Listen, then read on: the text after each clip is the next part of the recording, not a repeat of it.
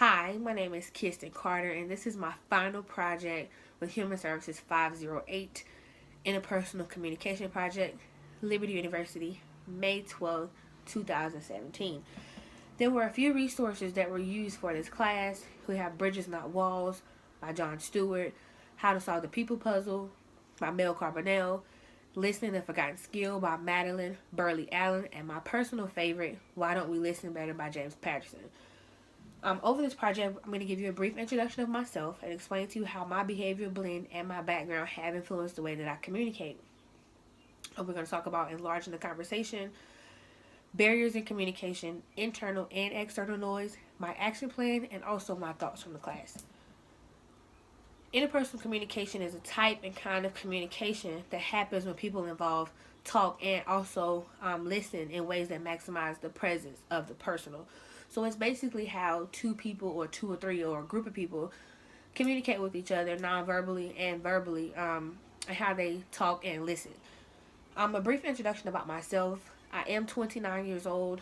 I do have a great 4-year-old little boy. I am a single mother.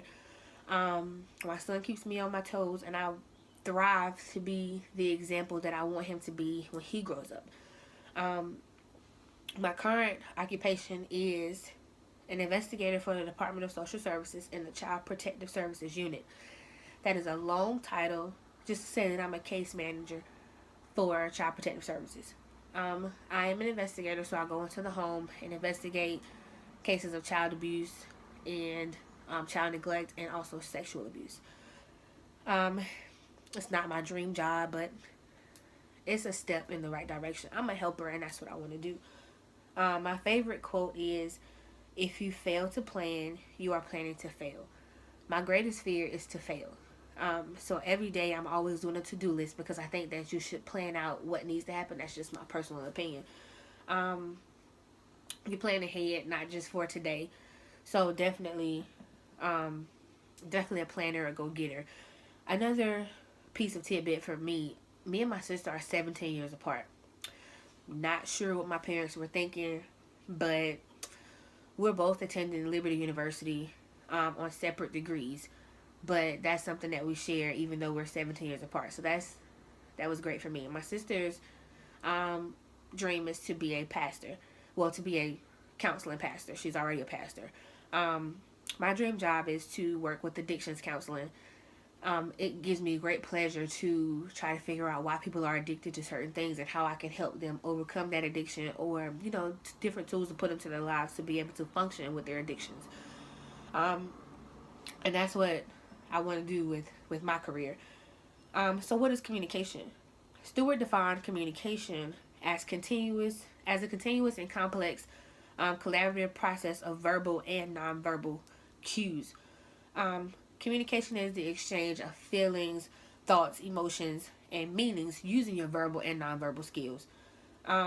It's not only concerned with what is said, but it's also concerned with how things are said. Because sometimes things can be misunderstood by the way that you give off your body language or how you say things.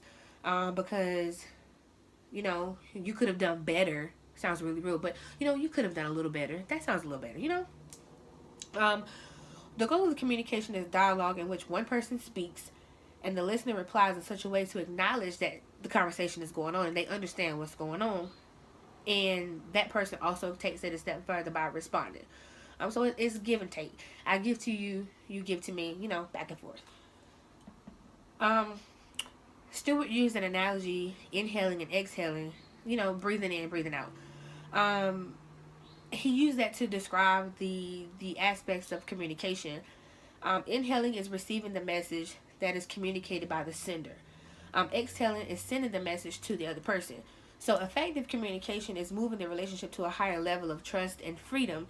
So the goal that can be attained, it can be attained if we focus on how we're giving and receiving the conversation. And you have to listen more than you speak. My grandmother used to always say that you have 2 ears and 1 mouth so that you can listen twice as much as you speak.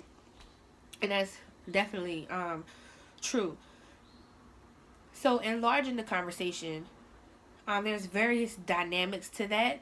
You have the nonverbal communication, the self disclosures, and the empathic listening. Um, it helps us to live more authentically with the goal of forming close relationships and also being able to maintain those relationships. As Christians, we are supposed to love God and love people, and with that mindset, we can have effective communication and we can build better personal relationships, professional relationships, and also the ministry relationships.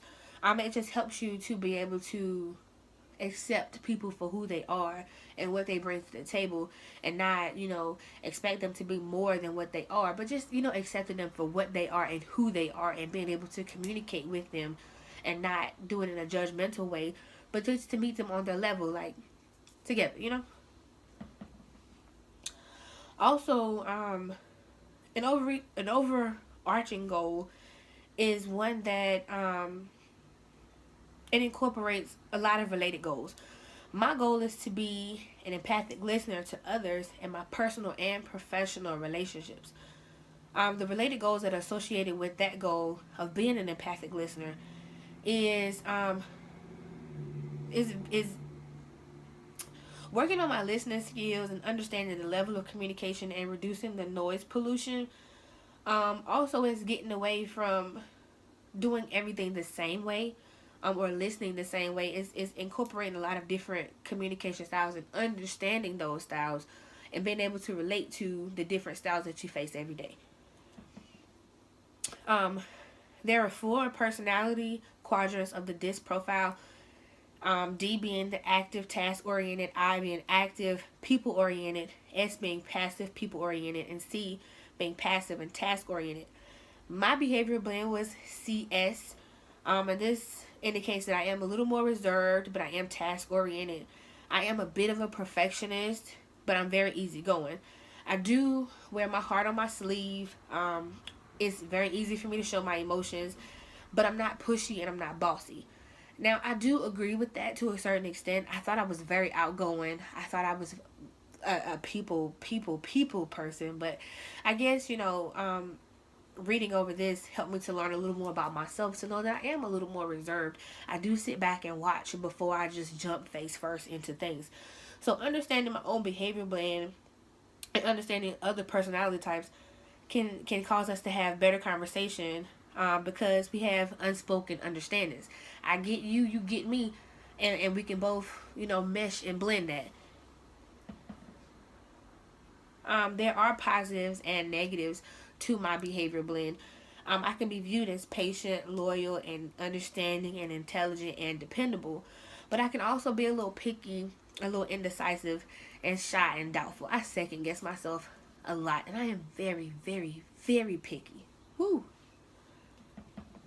The barriers in communication. You have listening bias, where you hear but you don't hear.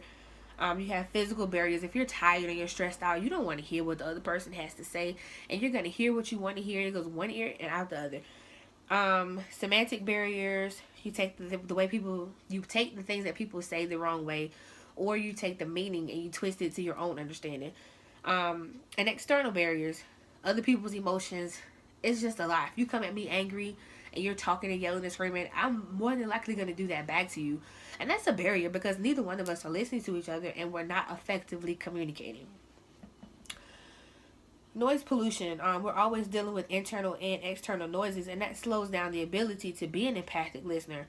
You listen to alleviate or overrule noise pollution, and the skill to be accomplished to be an effective listener.